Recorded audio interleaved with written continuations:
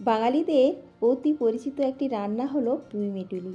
আর এই পুঁইমিটুলি রান্নাটা আমি খুবই সহজভাবেই করে দেখাবো এবং একটু অন্যরকম করে দেখানোর চেষ্টা করব। আশা করছি আপনাদের ভালো লাগবে। নমস্কার, সুজাতা রান্নাঘরে সবাইকে স্বাগতম। আপনারা সবাই পুরো ভিডিওটা দেখবেন। প্রথমে পুঁইমিটুলিটাকে আমি একটু সেদ্ধ করে নিয়েছি।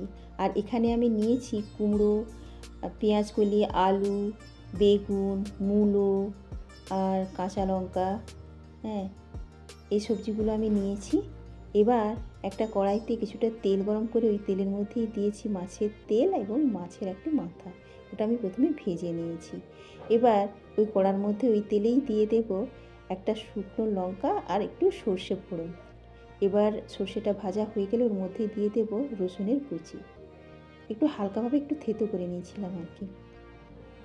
এবার ওর মধ্যে দিয়ে দেব আদা বাটা। আদা বাটা দিয়ে এবার ওর মধ্যে দিয়ে দেব পেঁয়াজকলি।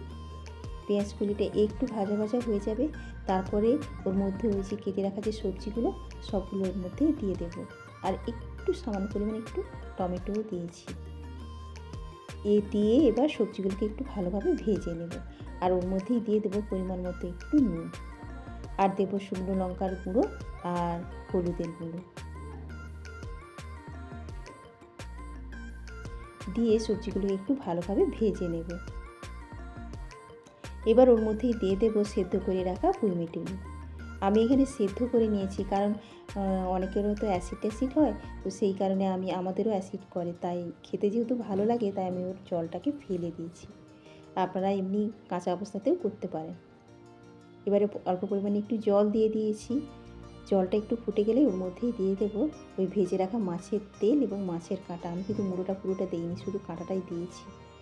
এবারে যারা এই মাছের তেল খেতে পছন্দ করেন না তারা কিন্তু অ্যাভয়েড করবেন। আর এখানে আমি দিয়ে দেব আচারের যে মশলা, সেই মশলাটা। এই আচারের মশলা দেওয়ার কারণে এই টেস্ট একটু অন্যরকম হবে, খেতে খুব ভালো লাগবে। আপনারা বাড়িতে একটু ট্রাই করবেন, দেখবেন বেশ ভালো লাগবে। এবারে ভালোভাবে একটু নাড়াচাড়া করে নেব। এই পুঁইমিটুলিকে কিন্তু বিভিন্ন জন বিভিন্ন নামেই ডাকে। এবার এখানে আমি একটু ধনেপাতা দিয়ে দিয়েছি। হ্যাঁ, জলটা যখন প্রায় শুকনো শুকনো হয়ে যাবে তখন রান্নাটা পুরো কমপ্লিটও হয়ে যাবে। এবারে রান্নাটা পুরো হয়ে গেছে। এবারে একটা প্লেটের মধ্যে আমি নিয়ে নিয়েছি।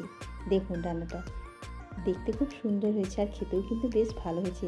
আমি আগেই বলেছি যারা মাছের তেল পছন্দ করেন না তারা কিন্তু দেবেন না, এমনিই রান্না করবেন, তাতেও ভালো লাগে। ভালো লাগলে পাশে থাকুন। নমস্কার।